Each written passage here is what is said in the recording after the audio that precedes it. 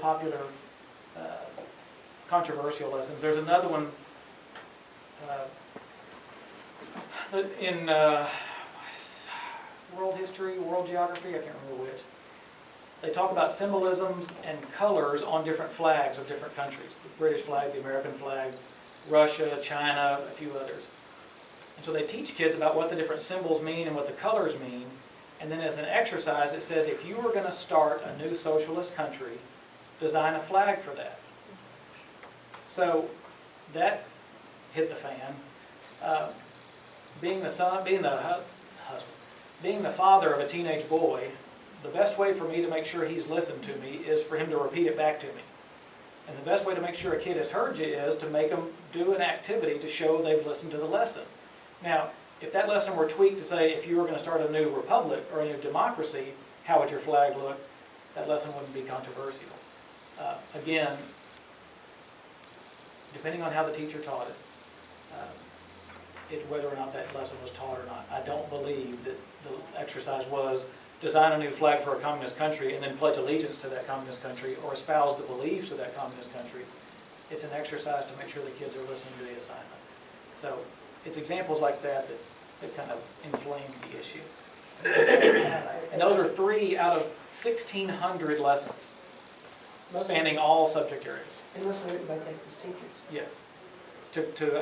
And that's the other, the urban legend is that this is aligned with the Common Core curriculum federal program. It is absolutely not. It is designed to cover the Texas standards adopted by the Texas State Board of Education, and teachers are required by law to teach the Texas standards. And they are tested by the state of Texas on the Texas standards. So if teachers were not teaching the Texas standards, it would be borne out in their test scores, or you would hear about it from school boards, parents. You know, there's just, and I'd be out there. I would not be advocating it if it was in line with the Common Core, because I'm not a supporter of the Common Core curriculum. And I did point out that we invited Senator Patrick, who's the greatest political opponent of this government. He could not come. I'm 75. And I grew up in public schools in Houston during the McCarthy era, when there was a communist under every bed and J. Edgar Hoover looked. And I graduated from Spring Branch High School. And I watched the Men and Women and the John Burke Society and the publisher of the Houston Chronicle, Jesse, can't think of his name right, Jesse Jones, thank you, destroy the Houston school system. And we couldn't figure out in this little 3A school why we could defeat Lamar and Reagan and these powerful Houston schools until we discovered their libraries were purged, the debate teams were not allowed to study certain subjects, certain magazines were not allowed, one of which was Time, etc., etc. And all of this finally got exposed when Bill and Alita Kopavi with the Houston Post found out that the Men and Women were literally spying from cloakrooms on teachers, and they exposed them. Well, I have the feeling that it's deja vu all over again, and the email that I got this afternoon almost confirms it. So, what's going on? And am I right? Is the legislature inserting itself in the school system more than it has in the past? Not in all areas. I will say, in fact, we had Senator Patrick at the State Board of Education meeting just this past week, and he and I had a very positive dialogue and exchange, because he and I agree almost 100% on House Bill 5 and Senate Bill 2, that were 2 landmark pieces of legislation this session. And I told him, you know, if you work in Austin long enough, you'll agree with everybody at some point, and you'll disagree with everybody at some point in your career. And it's important to point out that it's not personal, that's just politics. My wife and I don't agree all the time. I've been known to change my own mind. I don't agree with myself 100% of the time. I can't speak to the motivations of people that have been behind this effort. Some are well-intentioned. Some are parents that have understandable concerns. Some are just out to destroy it. In fact, the email you got today was from one of the people that got some of the copyrighted material and put it on the internet. And when asked to take it down, she refused initially. She has now since taken it down. I don't know why they're out. some of them claim that they want to help teachers. But if you want to help teachers in Northeast Texas, you don't take a resource that they've used and try to ban it. Senator Patrick admitted he hadn't read any of the lessons and he wanted to ban it. I haven't read the lessons, but I'm not trying to ban it. I'm trying to allow those people that have read the lessons to make the decision for themselves, to let 7 locally elected school board members talking to their teachers make that decision. If they choose not to, fine by me. If they choose to use it 100%, fine by me. My kids attend a C-scope school, but my wife doesn't use it in her class.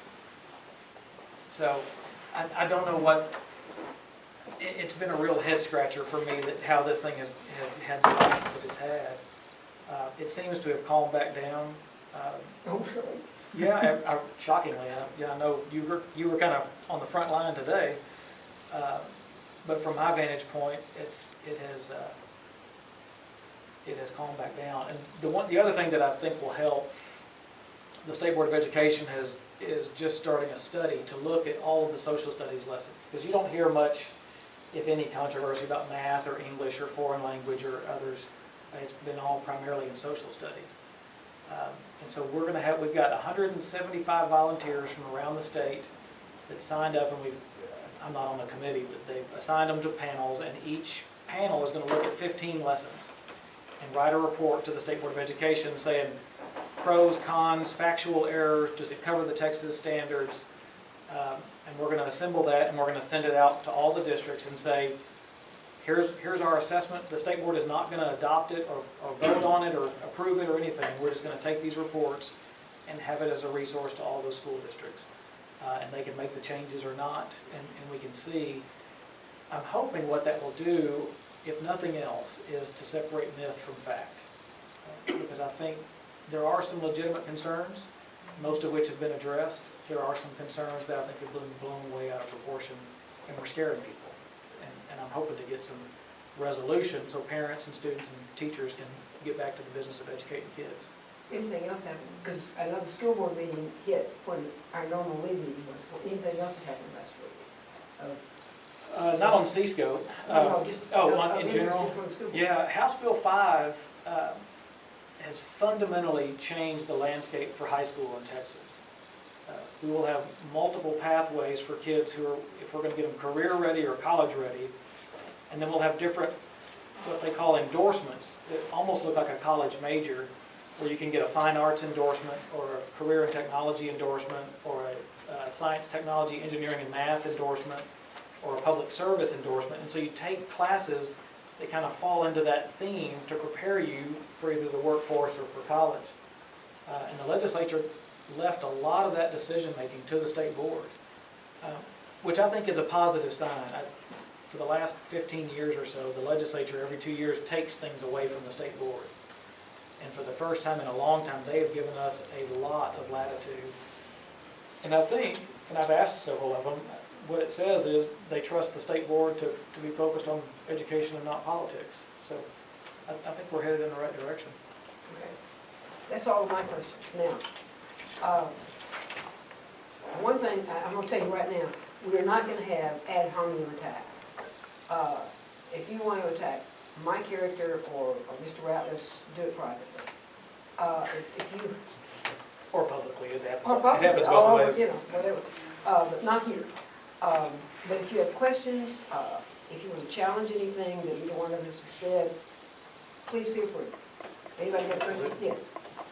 How does these standards affect gifted children? We had all 6 of our gifted teachers out the door with the $5 billion cuts that we had from the state budget. And when the teachers are teaching to the test, it gets really, really boring for the gifted kids. Is there anything at all in this for gifted children? Yeah, they have, so we have a distinguished, so many new terms, and I apologize. You need it in elementary and middle school. I'm not talking about high school graduation. Yeah, there are programs for gifted and talented. In fact, my wife just started the gifted and talented program in high school, but our kids were in it in junior high as well. And A lot of schools have it as a pull-out program where the kid gets pulled out of the normal class and taken to a GT class, once a week, twice a week, or whatever. Unfortunately, when the budget cuts happened, the things that are not tested by the state were the first things to get cut. Because if Austin says it's not important, it's not important. Yeah, music and art. So with the restoration of most of those funding cuts, you'll see things like fine arts programs and ag programs. CTE really took a hit when funding, because CTE is nowhere. I'm sorry, there's too many. If I use an acronym that you're not familiar with, just raise your hand. Career and technology education, ag, welding, auto body, those kinds of programs. Those have taken it a big hit because of the funding. Gifted and talented, I think, if we address the length of our standards and not have it where they're having to cover so much, we give the teacher more latitude to have those options for the GT kids. The level of differentiation in your typical classroom from the kids who learn either visually or orally all the way to the GT, I don't know how teachers do it to meet the needs of 20, 25, 30 kids when you span that kind of academic preparedness. But GT is really so much of a local level. I don't know that what the state board does affects it one way or the other, except when our standards get so long that the teacher doesn't have any latitude over his or her class day or curriculum. Before our next speaker, our first speaker's name was, question? I know it's Charles Dixon, but please just tell us your name Charles before you Dixon. speak. Thank you so much.